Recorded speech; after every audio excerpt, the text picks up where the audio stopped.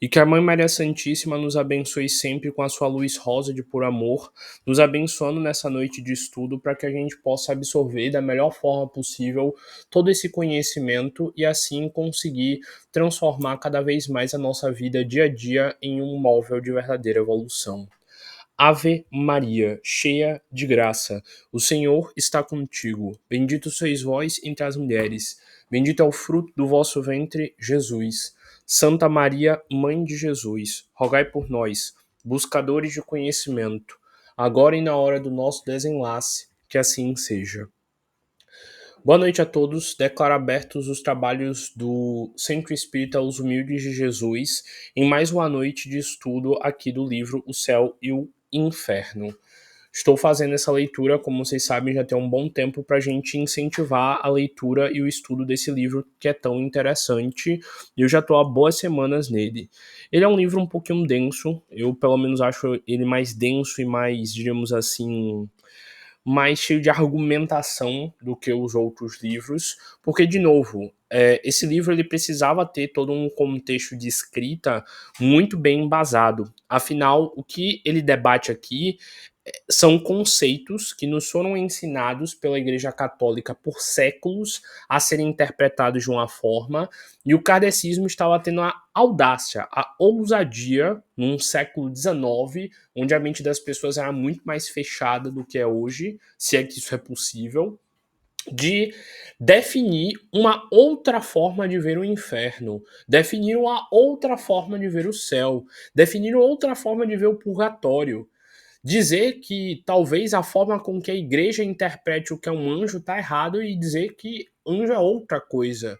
Dizer que a forma com que a igreja diz que existem demônios não existe, que é outra coisa. Então, esse texto ele tem que ser embasado, ele tem que ter argumentação, ele tem que ser denso, ele tem que ser cheio de argumentações que passem segurança do tipo, ó, eu tô dizendo aqui que para mim inferno é outra coisa, mas eu tô colocando lógica nas minhas afirmações e quem realmente pensar com lógica vai perceber que o que eu tô dizendo aqui faz sentido. Então eu peço desculpas se estiver sendo palestras muito densas, mas é o que o livro tem a oferecer, e ser kardecista é isso, é estudar uma ciência em forma de religião, debater e refletir o que é dito nela. Então eu estou aqui já quase terminando a parte que fala sobre o purgatório, e depois eu vou passar para as definições do que são anjos segundo o kardecismo e o que a gente deve interpretar de anjo e o que são demônios segundo o kardecismos, para assim a gente finalizar, digamos assim, essa odisseia do livro O Céu e o Inferno. E aí eu vou perguntar a vocês qual o próximo livro ou qual o próximo foco vocês querem nas próximas palestras. Mas hoje, então, vamos continuar aqui de onde a gente parou, a parte 3 da interpretação do que seria o purgatório para o kardecismo. Como sempre, fazendo uma breve recapitulação de onde a gente parou, a gente estava lendo os trechos de interpretações onde Homero, Virgílio e Fénelon definiram como era o inferno no paganismo. A gente definiu como o inferno é visto para o catolicismo, segundo teólogos, que são pessoas responsáveis por estudar religiões, e a gente começou a comparar sobre como, até olhando para um meio de observar os dois lados, que o inferno cristão consegue ser mais brutal e mais animalesco do que o inferno pagão.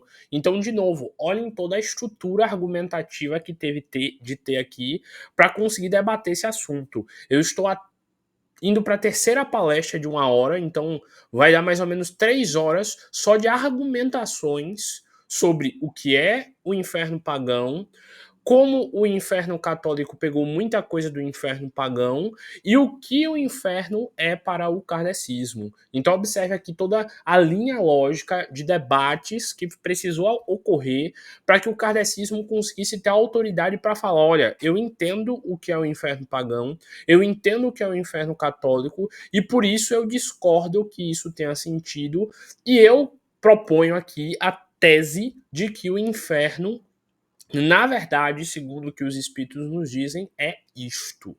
E é nisso que a gente está se aprofundando agora, no trecho onde Kardec, junto com os espíritos, junto com o espírito de verdade, que é São Luís, estão argumentando em relação a quais são as falhas lógicas de uma ideia de inferno e começarão a debater como essa ideia de inferno ela tem furos de roteiro, diremos assim, e de como Deus, sendo um ser de amor, de boa vontade, não deixaria ou não criaria um local inferno com esses moldes e essas estruturas que nos foram ensinadas. Tanto que, na reunião passada, a gente estava falando sobre como são as provas no inferno.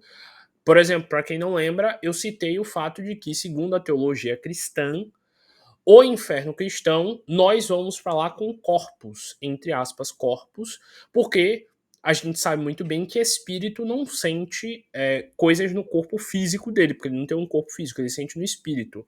Mas segundo a teologia cristã, a gente vai para o inferno com um corpo, entre aspas, físico, que lá a gente sente as torturas que os demônios fazem na gente, a gente sente o nosso corpo e a nossa pele queimando sem parar o tempo inteiro, e mesmo assim essas queimaduras não diluem e não deterioram a nossa carne. Isso foi uma das coisas que a gente estava falando na palestra anterior. Olhem que delícia é o inferno cristão. Ainda falamos sobre as hierarquias dos demônios, tanto que aqui, logo aqui em cima de onde a gente está, cita-se aqui o nome de alguns dos 7 príncipes do inferno que respondem às ordens de Lúcifer. Eu expliquei para vocês que esses príncipes dos infernos, esses demônios, segundo essa visão da teologia cristã, são os anjos que caíram junto com Lúcifer na Taracamaia, quer dizer, na Guerra dos Céus, no processo de como foi a queda dos anjos e tudo mais, que alguns chamam de Taracamaia. E também expliquei aqui sobre como eles são vistos. Eu citei lá o nome de Abaddon, de Beuzebu, de Baal, de Belial, de Moloque, enfim, os anjos, os príncipes do inferno, segundo a teologia cristã.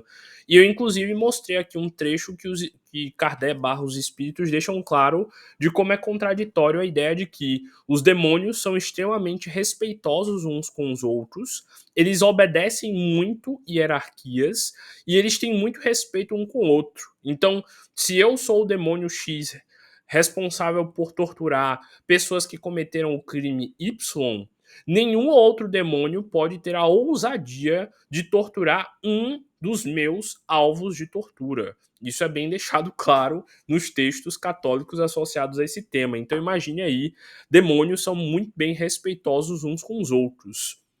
Nem aqui na Terra a gente tem tanto respeito assim um com o outro. E inclusive a teologia cristã, segundo esses trechos aqui, que lá em cima cita o teólogo que foi responsável por fazer essa pesquisa, deixa claro que eles têm bastante respeito um pelos outros, já que eles são, em sua essência, espíritos que eram angélicos. E que eles ainda guardam, mesmo sendo corrompidos, traços desse lado angélico. Afinal, quem nunca parou para estudar, os demônios, eles eram anjos, segundo essa ideia aí. E eles eram anjos que caíram junto com Lúcifer. E a queda deles veio exatamente da inveja que eles tinham dos homens.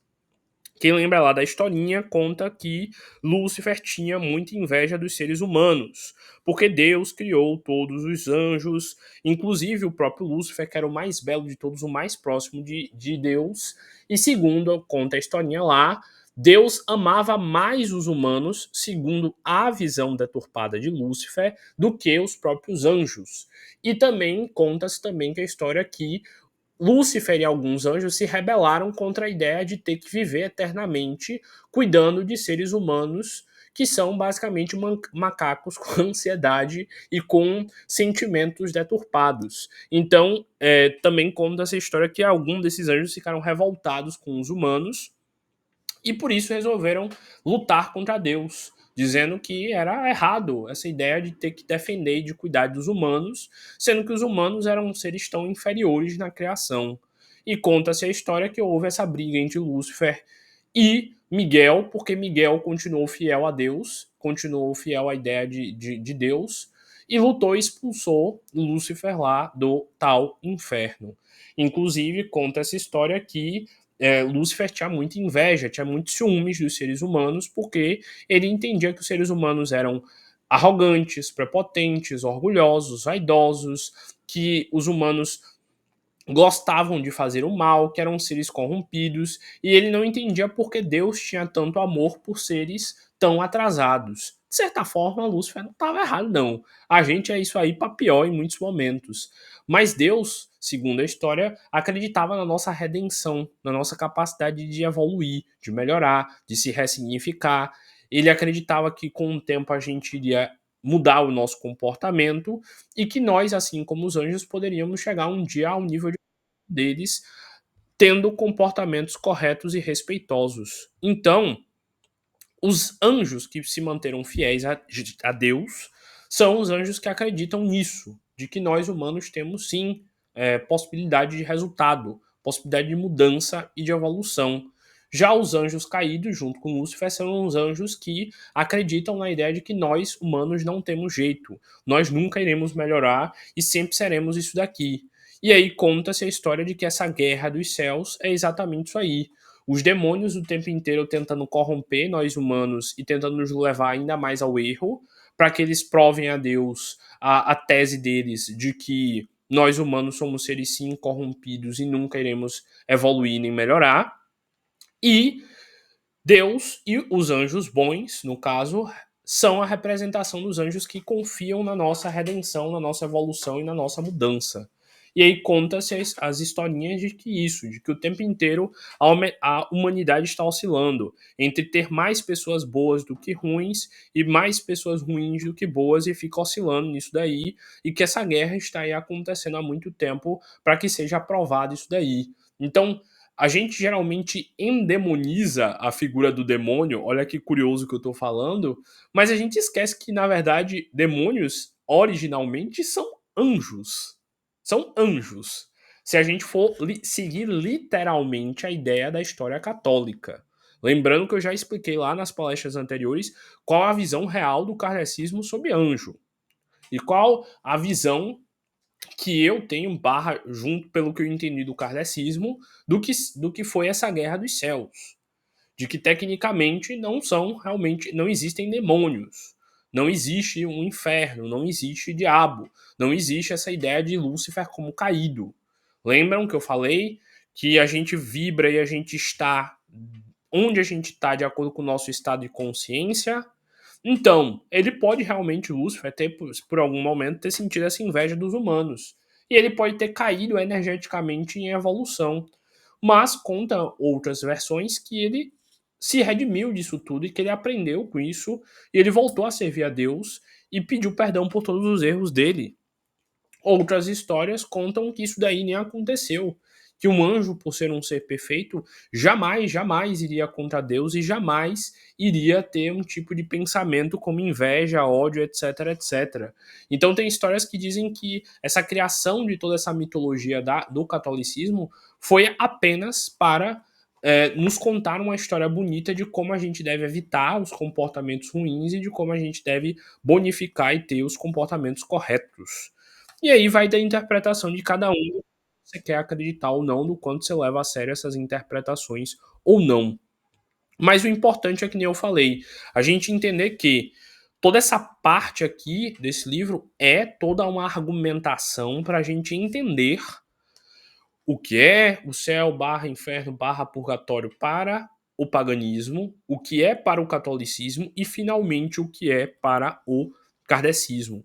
Então, de novo, vocês vão ver aqui toda uma linha de raciocínio chatinha, embasada, cheia de argumentação, cheia de retórica, cheia de sofisma, blá blá blá blá, exatamente para reafirmar, olha, tudo bem, há 19 séculos vocês interpretam isso daqui dessa forma, mas o kardecismo interpreta de outro jeito. E a gente interpreta de outro jeito por A, B e C. Então agora que eu já fiz toda essa rememoração da palestra passada, A gente vai continuar aqui na interpretação que os espíritos vão dar para por que não tem sentido essa ideia de um purgatório barra inferno da forma com que o cristianismo nos ensina. E aí, recomeçando aqui. Eis aí resumida a ideia que nos dão do inferno sob o ponto de vista da natureza física e também das penas físicas que aí sofrem. De novo, nós somos lá no inferno, o ser que desencarna e cometeu erros na Terra vai para lá como uma espécie de corpo onde ele sente todas as torturas que passa, ele sente o fogo do inferno queimando ele o tempo inteiro e ele passa por diversos tipos de tortura de acordo com os erros e as atitudes que levaram ele a esse tal inferno. Os demônios têm um sério nível de hierarquia e todos eles torturam esses tais seres humanos de acordo com as falhas que cada um deles tiveram. Os demônios são lá respeitosos uns com os outros e não pulam jurisdições e obedecem friamente e calculadamente a cada um dos príncipes do inferno e depois a Lúcifer. E contou toda essa historinha aí explicando de como é isso aí. E agora a gente vai ver por que não tem sentido essa história toda. Bora lá. Compulsai os escritos dos padres e dos antigos doutores, interrogai as pias legendas e observai as esculturas e painéis das nossas igrejas. Atentai-nos no que dizem nos púlpitos e sabereis ainda mais. Então tá dizendo, e além disso tem muito mais coisa que você deve pesquisar para ver como é lá o inferno segundo a visão católica. Mas, com base nesses argumentos que disseram até agora, eu já vou refutar alguns, já vou dar a explicação de alguns, e depois, na própria leitura, a gente vai ver a argumentação que deram para isso. Primeiro de tudo, é meio doida essa ideia de dizer que existe um certo corpo que vai para esse tal inferno. Primeiro de tudo, que Deus é bom demais para querer que um filho dele passe a eternidade sofrendo no inferno por uma encarnação que ele errou. Isso eu já expliquei, já argumentei lá em cima. Segunda coisa, essa ideia das torturas o tempo inteiro sem cessar, poxa, imagina aí como é que Deus, que é um Deus de amor, ia deixar você ficar sendo torturado sem parar por anos no inferno por um ser demoníaco sem poder reagir a nada pelos erros que você cometeu aqui. Por isso que o kardecismo acredita na reencarnação e na possibilidade da gente encarnar várias vezes para limpar o nosso espírito desses erros. Como Deus é amoroso, ele nos dá várias chances de acertar e não nos coloca eternamente para sofrer no inferno. Outra coisa, essa ideia de demônio.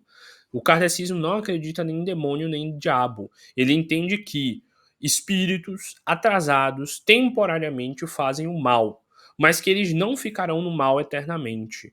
E que todo espírito, independente de quantos erros ele tenha cometido, ele pode pedir perdão a Deus e começar a reencarnar até que ele evolua e pague por todos os seus erros. Então não existe um inferno, um local inferno onde as pessoas ficam lá. Também mostrou aí teorias que dizem que o inferno é um local dentro da Terra, que se você escavar, entre aspas, você encontra o inferno lá embaixo nas profundezas. Coisa que eu também já expliquei lá é, nas palestras anteriores, é toda essa mitologia. Eu expliquei até dos vulcões, do enxofre, enfim. Lá nas outras palestras já tem tudo isso. Então essa ideia de um inferno físico, com um corpo, não tem sentido. Essa ideia de um demônio, eu já também expliquei lá na palestra onde eu falo sobre o Baphomet. Eu expliquei lá que tem toda uma ideologia que criaram para a gente ver os demônios de uma determinada forma. Mas como foi explicado aqui pela própria teologia cristã, demônios eram, entre aspas, anjos que caíram. Então, se eles eram anjos que caíram, tudo bem, houve a corrupção e tudo mais. Eles deveriam parecer mais com anjos, só que anjos com feições, sei lá, de atraso, do que com demônios em si. Se eles eram uma coisa, sei lá, você é um humano bom e agora você é um humano mau. Seu corpo vai ficar deformado de outra forma ou vai ser o corpo de um humano só que com atitudes más? Então, tecnicamente, se existisse mesmo demônio, os demônios deveriam, entre aspas, parecer com os anjos, já que eles eram anjos que decaíram. Tudo bem, a gente pode ter essa ideia de que por eles terem se corrompido, errado, a forma astral do perispírito deles mudou e eles ficaram com feições demoníacas. Mas se a gente parar para perceber aqui tudo que a gente estudou sobre a ideia do paganismo pagão, vocês vão ver que nada mais é do que a forma com que os demônios, segundo o catolicismo, são definidos como são, nada mais são do que a forma com que os deuses do paganismo tinham. Chifres, cascos, coisas que remetem à natureza. E como eu já falei aqui para vocês várias vezes, principalmente nas palestras sobre o solstício, equinócio, a Igreja Católica ela pegou coisas da religião pagã e colocou como coisas maléficas na religião cristã para que a gente tivesse medo e afastasse de nós qualquer ideia de voltar a pregar e cultuar o paganismo. Porque na época que a igreja começou a crescer, a religião maior que existia era a religião pagã ligada ao culto aos deuses da natureza. Então é tipo política. Se eu sou o candidato A, eu vou meter o pau no candidato B e endemonizar o candidato B para que ninguém queira voltar no candidato B. Então a igreja fez esse mesmo processo, pegando os símbolos do paganismo e colocando como sendo os símbolos dos demônios católicos e de tudo que não prestasse no catolicismo, para que assim a gente tivesse cada vez mais medo. Tanto que as bruxas foram para a fogueira por todo esse processo e tudo mais. Enfim, isso daí já é parte das coisas que o catolicismo tem, que o kardecismo não aceita de jeito nenhum. E que se a gente continuar com essa lógica, a gente vai ver. Realmente não tem por que Deus colocar a gente para sofrer eternamente por causa de alguns erros. Deus é amor. Como eu falei, um pai, ele não vai botar a criança que errou presa num quarto, sem comida, com fome, sendo torturada por alguém porque ela tentou, sei lá, ligar a TV quando ela estava de castigo. Deus é um pai amoroso, ele vai te dar um castigo com compensação. Tanto que eu expliquei a visão do kardecismo sobre umbral, e eu também tenho uma palestra aqui no canal do YouTube só sobre umbral, onde eu explico sobre como o umbral ele tem muito mais lógica se a gente parar para pensar em punições do que o inferno barra purgatório. E também expliquei como o estado de estar no umbral é temporário de acordo com o nosso peso de consciência e não porque Deus nos jogou neste tal umbral. Sei que estou sendo repetitivo, sei que eu já falei isso em todas as outras palestras, mas o processo de defender uma tese é esse. É você relembrar os argumentos e afirmar eles e mostrar a lógica que eles têm perante da ilogicidade dos outros argumentos contrários. Então, o texto vai ser também esse processo mesmo aí, de mostrar pra gente, através de vários argumentos, como isso aqui, esse inferno dessa forma não tem lógica. Bora lá então. O autor acompanha esse quadro das seguintes reflexões, cujo alcance procuraremos cada qual compreender. A ressurreição dos corpos é um milagre, mas Deus faz ainda um segundo milagre, dando estes corpos mortais, já uma vez usados pelas passageiras provas da vida e aniquilados, a virtude de substituírem-se e de se dissolverem numa fornalha onde se volatilizam os próprios. Então, em outras palavras, imagine aí o milagre que Deus ia ter que fazer para colocar o nosso corpo lá no inferno, igualzinho a como é aqui, só pra gente ficar sendo queimado e torturado o tempo inteiro lá pelo demônio. Tem lógica Deus fazer isso? Tem lógica Deus permitir isso? Que você vá com um corpo para uma região dentro da terra chamada inferno para ser torturado pela eternidade só porque você não obedeceu ele? Tipo, meu Deus, que Deus é esse que ia permitir aceitar ver o seu filho sofrer nesse nível? Tem essa nota aqui, deixa eu ver se precisa ler. Esses mesmos demônios rebeldes deuses, quando bebem, são de docilidade exemplar, quando praticam mal. Nenhum se esquiva e afrouxa. Vale a pena ler porque é também parte da argumentação. Aqui é também sobre a parte dos demônios. Esses mesmos demônios rebeldes a Deus, quanto ao bem, são de uma extrema docilidade exemplar quando a prática é para o mal. Nenhum se esquiva ou afrouxa durante a eternidade. Então imagina aí a raiva que o demônio tem que ter para ficar eternamente fazendo mal sem parar e nunca se cansar. Olha que sem lógica é a ideia de ter um demônio. Imagina aí, você é um espírito com feições horrendas que adora fazer o mal sem parar o tempo inteiro, nunca se cansa e sente prazer nisso. Como é que Deus ia construir um ser que sente prazer nisso, em ver a dor do outro pela eternidade? E aí continua. Que singular metamorfose em quem fora criado puro e perfeito como os anjos. Então, como é que um ser puro e perfeito como um anjo se tornou isso daqui? Essa criatura que sente prazer em torturar. E aí continua. Não é de pasmar vê-los dar exemplos de harmonia, de concórdia inalterável, quanto os homens sequer não sabem sobreviver em paz na terra, antes de se dilacerarem mutuamente. Então, de novo, a argumentação. Oxi, que doideira é essa aí? Como é que os demônios vivem em paz um com o outro, se respeitando um com o outro, e nós humanos aqui vivemos um querendo comer o outro, matar o outro, destruir o outro? Um querendo torturar o outro. Que demônio respeitoso e educado é esse daí? E aí, de novo, continua. Vendo-se o requinte dos castigos reservados aos condenados e comparando a sua situação à dos demônios, é quase de perguntar quais os mais dignos de lástima.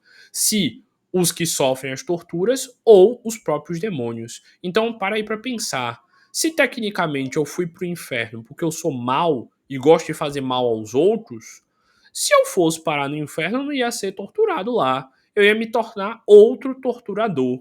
Se eu fosse pra cadeia, eu ia aprender a me tornar, sei lá, um bandido pior, com outros que também gostam de fazer o mal. Então não tem lógica. Se o inferno, entre aspas, para o catolicismo foi criado para ser um local para torturar quem fez o mal, provavelmente lá essa pessoa vai aprender e se tornar ainda mais má, por ela ficar revoltada por ter de ser torturada o tempo inteiro sem parar. Então, vejam como uma história de inferno, de demônio, que a gente foi ensinado a acreditar por tanto tempo, se a gente parar para refletir um pouquinho, não tem lógica nenhuma. Nenhuma, nenhuma, nenhuma. E aí aqui a gente volta para o texto que eu estava lendo, que era o trecho que vai falar sobre esses corpos no inferno e como eles não são deteriorados. E aí continua. Que se diga que a alma é o seu próprio algoz, que Deus não a persegue e apenas a abandona no estado infeliz por ela escolhido. Então tá dizendo aí, bora então interpretar de outra forma. Que Deus não mandou ninguém lá pro inferno. Que Deus só deixou essa pessoa passar pelo sofrimento que ela própria escolheu. E sei lá, talvez acabar num umbral devido a isso. E aí continua. Conquanto esse abandono eterno deve um ser desgraçado e sofrer pareça incompatível com a bondade divina. Então tá deixando aqui bem claro, ó, não tem sentido Deus deixar você sofrer eternamente. Se Deus é bom, uma hora ele vai tirar você do castigo. Se você é um pai com seu filho ou filha pequena, você não tira ele do castigo depois de um tempo, porque você sabe que ele errou, porque ele não tem ainda a maturidade, como é que Deus ia te deixar eternamente no inferno? Ele continua: vá, mas o que se diz da alma e das penas espirituais? Não se pode de modo algum dizer dos corpos e das respectivas penas, para a perpetuação das quais já não basta que Deus se conserve impassível. Então, ó, já não tem sentido Deus ficar impassível, não fazer nada em ver um filho dele sofrendo no inferno. Ele continua: mas ao contrário, que intervém e atue se sucumbirem os corpos. Faz muito mais sentido Deus ir lá, tomar uma atitude e parar com aquilo. E tentar ajudar esse filho dele voltar pro erro e não continuar lá no sofrimento. Tanto que já quem leu o nosso lá, quem viu os filmes, etc., lembra que toda vez que um espírito tentava ser resgatado do umbral, o que é que os algozes, o que é que os torturadores faziam lá? Eles ficavam irados, não queriam deixar aquele espírito sair de lá de jeito nenhum. Por quê? Porque a vida deles era torturar um ao outro. Todos os espíritos iguais, não é que tinha um superior. Tá, tem alguns livros que citam que tem espíritos que estão no erro há mais tempo e por isso tem mais poder, mas até eles serão salvos um dia. Eles não são demônios, eles só são espíritos atrasados. E aí continua. Os teólogos supõem, portanto, que Deus opera efetivamente após a ressurreição dos corpos, esse segundo o milagre que falamos, que em primeiro lugar tira dos sepulcros que os devoravam os nossos corpos de barro, retira os tais como aí baixaram com suas enfermidades originais e degradações sucessivas da idade, e restitui-nos a um estado decrépito, frio, friorentos, gotosos, cheios de necessidades sensíveis a uma picada de abelha, assinalados dos estragos da vida e da morte. E esse feito, o primeiro milagre. Então tá dizendo aí, imagine o milagre que seria Deus tirar meu corpo, já velhinho, já acabado, se eu morri de velhice, me colocar de novo num corpo jovem, bonito, cheio de vida, só para eu ficar sendo torturado pelo capeta no inferno. Qual o sentido disto? Ele continua. Depois, a esses corpos raquíticos, prontos a voltarem ao pó de onde saíram, outorga propriedades que nunca tiveram. A imortalidade, porque eu vou ficar lá vivo para sempre no inferno sendo torturado. Esse dom que em sua cólera diz antes em sua misericórdia, retira a Adão ao sair do Éden. Então, Adão, antes de cair do Éden, ser expulso do Éden, era imortal. Mas ele tirou de Adão esse dom da imortalidade. E quando a gente morre e vai para o inferno, Deus de novo nos dá imortalidade. Em vez de nos deixar imortal aqui na Terra para fazer um monte de coisa, Deus ia me deixar imortal no inferno só para me ver sofrer eternamente. Qual a lógica disso? Ele continua. Eis o complemento e o segundo milagre para que tenha sentido essa ideia de inferno. Adão, quando imortal, era invulnerável, e deixando de ser invulnerável, tornou-se mortal. Então, eu tenho de ser imortal lá no inferno, mas eu tenho de ser vulnerável a ponto de conseguir sofrer as torturas dos capirotos.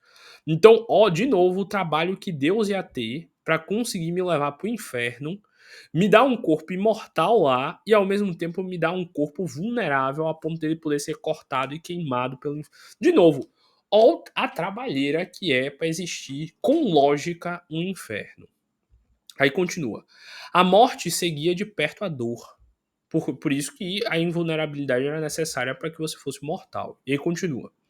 A ressurreição não nos restabelece, pois nem nas condições físicas do homem inocente, nem nas do culpado, sendo antes uma ressurreição das nossas misérias somente. Então ia ser ressurgido só para ficar sofrendo, mas com um acréscimo de misérias novas infinitamente mais horríveis. Então já não basta ter encarnado aqui na Terra e ter passado por dor, frio, fome. Deus é tão cruel, segundo essa visão católica, que eu vou pro inferno ser torturado pela eternidade. Percebe como isso daqui faz a gente parar para pensar do porquê a igreja, por tanto tempo, não deixou a gente ler a Bíblia, de como a Bíblia era a coisa que só poderia ser lida por padres de acordo com a interpretação que eles dariam ao texto? Vocês entendem agora porque a gente precisa pensar por si só? Porque a gente precisa estudar e ter consciência? Porque uma pessoa parando para ler isso daqui e refletindo, ela percebe, rapaz, isso aí não tem sentido nenhum. Um inferno existir dessa forma. E aí, quando a pessoa percebe isso, ela, entre aspas, para de ter medo de ir para o inferno. E o que é que vai manter essa pessoa querendo fazer o bem, se ela não tem mais medo de ir para o inferno? Então, olhem o debate que é isso daqui. A igreja, por muito tempo, criou a ideia de inferno, de demônio, exatamente para a gente viver no medo. Porque se eu tenho medo de ir para o inferno, eu não faço o errado. Mas e agora que eu tô lendo a Bíblia, os textos e refletindo e percebendo que não tem sentido o inferno? O que é que vai me segurar de não fazer o errado? Por isso que a gente precisa ter conhecimento e moral. Porque mesmo vendo que o inferno aqui nesse sentido não tem sentido algum, a gente continua a querer fazer o certo, porque a gente sabe que o certo é o que realmente importa. E ele continua. É, de alguma sorte, uma verdadeira criação, e a mais maliciosa que a imaginação tenha de porventura ousado conceber, idealizar que Deus seria capaz disso. Então imagina o quão sádico e mal Deus teria de ser para permitir uma ideia de inferno. E ele continua. Deus muda de parecer e para juntar aos tormentos espirituais do pecador, tormentos carnais que possam durar eternamente, transformando de súbito, por efeito do seu poder, as leis e as propriedades que para ele mesmo estabelecidas no princípio aos compostos materiais, ressuscita carnes enfermas e corrompidas, reunindo pó por pó no indestrutível, esse elemento que tem por si mesmo a de separar, mantém a perpétua contra a ordem natural essa podridão viva. Eu acelerei porque basicamente está repetindo mais do mesmo do que eu já interpretei. Lança de novo ao fogo para purificá-lo, mas conserva tal qual um sensível sofredor ardente horrível como o quer. Então, de novo, está falando da barbaridade que seria Deus permitir isso. Ele continua. Por este milagre se arvora Deus num dos algozes infernais, pois se os condenados só a si podem atribuir seus males espirituais, em compensação, só a Deus pode imputar a capacidade de ser e de tornar possível essas dores serem capazes de existir no inferno. Então, só Deus ia poder criar algo tão complexo quanto o inferno, e é totalmente ilógico acreditar que Deus faria algo tão ruim. Entenderam? E aí continua aqui com as argumentações do porquê o inferno não tem sentido. Deixa eu beber uma aguinha. Era pouco, aparentemente, o abandono, depois da morte, a tristeza ao arrependimento, as angústias de uma alma que sente perdido o bem supremo. Segundo os teólogos, rapaz, que argumentação linda isso aqui, viu? Eu vou reler isso daqui interpretando para vocês. Olha só, o fato de você perceber que não iria poder ir para o céu e o sofrimento que iria ser para você não ir para o céu, aparentemente ainda era pouco. A sensação de estar abandonado por não poder entrar no céu, a sensação de estar morto e perceber que você não iria ficar junto dos anjos e dos seres queridos e nem de Deus, a tristeza de perceber que você foi recusado do céu, o arrependimento que você ia sentir por tudo que você fez de errado na terra, a angústia que você ia sentir nisso, ainda ia ser pouco. Então Deus ia precisar construir todo um sistema de tortura chamado inferno para te fazer se sentir culpado. Então olha o peso disso aqui. Que frase incrível, que enunciado incrível. Isso aqui deixa e mostra o quão ainda é mais absurda ainda a ideia de inferno. Só esse trecho aqui quebra ainda mais toda a argumentação de uma ideia de inferno. Porque deixa claro aqui que o fato de você morrer, chegar no plano espiritual, descobrir que existe um céu e um inferno, e você perceber que pelos seus erros você não iria para o céu, você sozinho já iria se culpar tanto, já ia se sentir tão errado, tão humilhado, você já ia se sentir tão deslocado, você já ia se sentir tão mal por não poder entrar no céu, que nem precisaria existir uma ideia de inferno para você se sentir mal. Porque você sozinho, por saber que não iria poder entrar no céu, já estaria sendo torturado muito mais do que o suficiente. Imagina aí você passar a vida inteira sonhando em entrar no céu, morrer e descobrir que você nunca ia poder entrar no céu. Não precisar nem construir um inferno de tortura, de fogo, de demônio. Saber que não ia poder entrar no céu já é a maior tortura de todas.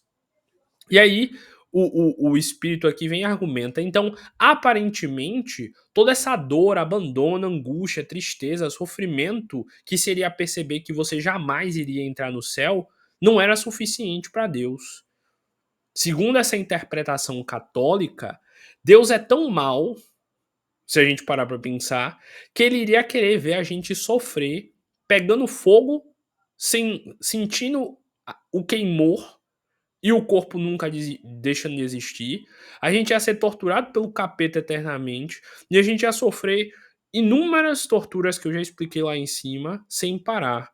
Então, olha de novo como é sem sentido a ideia de existir um inferno se a gente sabe e tem certeza de que Deus é bom. De novo, imagina se um pai iria deixar o seu filho pequeno sem consciência do que faz, sofrer eternamente isso daqui simplesmente porque ele errou. Ó como é loucura essa ideia de inferno. Que trecho lindo. Lindo no sentido de interpretação, de argumentação. Continuando.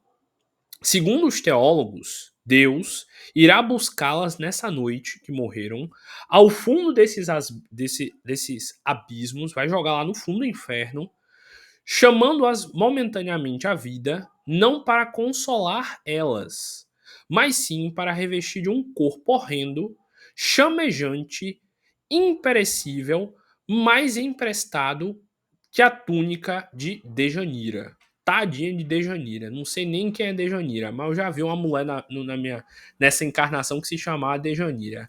Agora eu tô com pena dessa Dejanira aqui, porque imagina o que aconteceu com ela. Na mitologia grega, Dejanira era esposa de Hércules. Menino! Eu já ouvi tantas vezes a história de Hércules e nunca ouvi falar do nome da mulher dele. Sempre dizem que a mulher de Hércules foi morta, enfim. Mas nunca fala que o nome da coitada era Djanira. Agora eu fiquei surpreso. Que abandonada por ele provocou-lhe morte enviando uma túnica envenenada. Conta a história que um dos 12 trabalhos de Hércules, enfim, numa das muitas histórias de Hércules, diz que ele ficou louco por um feitiço que Hera colocou nele por não querer aceitar que Hércules seria transformado em Deus, por ter conseguido realizar os 12 trabalhos. E conta que o próprio Hércules, enfeitiçado por essa coisa que Hera fez, matou a própria esposa e os próprios filhos e torturou eles por muito tempo antes de matá-los. Então, na mitologia grega é um momento bem triste esse momento da morte da tal da Djanira. Então tá deixando aqui bem claro nessa argumentação o seguinte, que tipo, imagina um sofrimento maior do que seria o sofrimento da Djanira, você saber que Deus pegou você da morte para te colocar num corpo imortal só para te ver sendo torturado eternamente. Então, de novo, mostra aqui o absurdo que é uma ideia de inferno se a gente realmente acredita em Deus como um ser de amor. E aí continua. Segundo os teólogos, Deus irá buscá-las nessa noite ao fundo desse abismo, que nem eu falei, ao morrer, chamando-as momentaneamente à vida, não para consolar o fato de terem morrido, mas para revestirem de um corpo horrendo, que irá ser eternamente queimado, que nunca vai se deteriorar, imperecível, mas que mais empestado que a túnica de Djanira. No caso, sofrendo mais do que com essa roupa de veneno. Ah, agora eu entendi, que interpretação interessante. A túnica de Djanira quer, no caso, dizer que o corpo físico que a gente iria ganhar no inferno seria tão horrendo quanto usar esse tecido cheio de veneno que a Djanira usou quando ela foi morta. Profundo, linda. A argumentação linda. Isso aqui é um tesão de argumentação. Que negócio lindo. Kardec estava inspirado. Continuando. Abandonando-as, então, para sempre. Então, de novo, imagina o quão perverso Deus teria de ser para fazer isso com a gente. Deixar um inferno existir. E aí continua. Ainda assim, ele não as abandonará para sempre. Deus não ia lhe largar para sempre, em absoluto, visto como céu e terra não se substituem senão por ato permanente da sua vontade sempre ativa. Deus terá, portanto, sem cessar, esses condenados à mão, para impedir que o fogo se extingua em seus corpos, consumindo-os e querendo que contribuam perpetuamente por seus perenes, infindáveis suplícios para a edificação dos escolhidos. Então, está dizendo aqui que Deus iria, de certa forma, sentir prazer em lhe ver sofrer eternamente no inferno para que ficasse ainda mais bonito para quem fosse para o céu ter conseguido chegar lá. Então imagina aí, para que eu me sinta bem em estar no céu, eu preciso saber que existe um inferno e que meus irmãos estão sofrendo lá no inferno e que eu me sentiria superior por ter feito tudo certinho e não iria me importar com quem estivesse no inferno. Por isso, de novo, a gente vê aqui o quanto isso não tem lógica e o quanto o kardecismo tem mais lógica ainda. Eu, como espírito evoluído que consegui ir para a colônia ou evoluir, eu me sinto compadecido dos meus irmãos que estão no umbral. Então eu vou em missões para umbral ou eu encarno para ajudar eles, para que eles deixem de sofrer lá. Mas para o catolicismo não. Eu vou para o céu, eu serei eternamente feliz no céu e eu pouco me importarei para quem está no inferno, porque se ele não entrou no céu é porque ele não merecia. Se a gente trocar em palavras, trocar em miúdos, é isso daí que essa ideia de céu e inferno dá a entender pra gente. Vocês percebem de novo como é um absurdo a ideia de inferno? E, enfim, de novo a gente vai entrar aqui numa parte muito aprofundada de argumentação. Como já é 6h55 praticamente, eu não vou continuar a ler o texto, vou deixar isso aqui para a próxima reunião, mas eu quero refletir com vocês de novo. Percebam o quanto Deus não deixaria algo como um inferno existir de forma alguma. Percebam como Deus, de forma alguma, iria mandar um filho seu de amor para sofrer na eternidade e ver um demônio ou um diabo, ou sei lá o que, como você queira chamar, torturar esse filho sem parar, sem fazer nada. Porque eu não sou pai, não sou mãe, mas pelo que eu vejo de pais e de mães ao meu redor, mesmo quando o filho erra, esse amor desse pai barra mãe pelo filho nunca cessa. Quantas vezes a gente já não viu na TV a mãe chorando, dizendo que o filho era bom, que amava esse filho, que ele era um garoto que respeitava ela. E quando vai mostrar a ficha criminal do filho amoroso dela, era um filho que torturava, matava, atirava, fazia miséria no mundo, mas nos olhos dela de mãe amorosa, era o filhinho querido que ela protegia e cuidava. Se uma mãe terrena, humana, falha como nós humanos, no geral, somos falhos, ainda tem amor pelo filho que erra sem parar, ainda quer ajudar esse filho a evoluir e ainda quer tirar esse filho das drogas, imagina o que Deus, o meu Pai de amor, fará por mim para não me ver sofrendo eternamente no inferno. Se alguém realmente viu essa palestra inteira, ouviu todas essas argumentações e ainda acredita no inferno daquela forma e ainda acha que aquilo é o jeito certo, eu não sei mais o que é que eu posso dizer para essa pessoa. Eu prefiro acreditar em Deus como um Deus de amor, como um pai que me ama, que me cuida, que me dá o que eu mereço receber. Deus é dono de todo o universo. E eu sei que ele me entrega, como filho dele, o que eu mereço de acordo com o meu nível de maturidade receber. Se você quer ver Deus como esse Deus cruel aí, fique à vontade. Eu prefiro interpretar Deus como um Deus de amor. Se você quer imaginar que Deus aceitaria o inferno dessa forma e não faria nada, pode ficar à vontade. Eu prefiro acreditar numa ideia de umbral. Ah, Francisco, mas se parar pra pensar, o umbral é igual. Não, não é. Segundo essa ideia de inferno aqui, Deus que joga a gente no inferno. Deus que nos manda para lá por a gente ter errado. Segundo a visão de umbral do kardecismo, eu, como espírito, por sentir muita culpa pelos erros que eu cometi, energeticamente sou atraído para um umbral. E o tempo inteiro que eu estou lá no umbral, tem espíritos bons tentando me recuperar, tentando me ajudar. E na maioria das vezes, quem não aceita essa ajuda sou eu. Vocês que lá assistiram ou leram o nosso lá lembram disso. Tem uma cena que André Luiz questiona Elísias. Elísias, por que eu passei tanto tempo no umbral e ninguém me ajudou? E Elísias diz, André, eu fui lá tentar te resgatar inúmeras vezes. Todas as vezes, você que me recusou. Você que, por se sentir culpado, não quis aceitar minha ajuda. Então eu não podia interferir no seu livre-arbítrio. Provavelmente você que está me ouvindo já teve um amigo, uma amiga, uma tia, uma mãe, um parente que errava sem parar.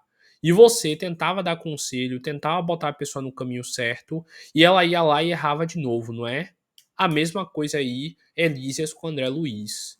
André Luiz, pelo peso da culpa que ele sentia, ficou mais tempo lá no umbral. Mas o umbral não é eterno, o umbral não existe seres que estão lá só para me torturar porque Deus mandou. Se um espírito me tortura no umbral é porque ele está lá naquele ciclo de culpa e ele poderia fazer o certo, ele não faz porque ele não quer. Então, de novo, assistam lá a palestra que eu fiz de 1 hora só sobre o que é umbral.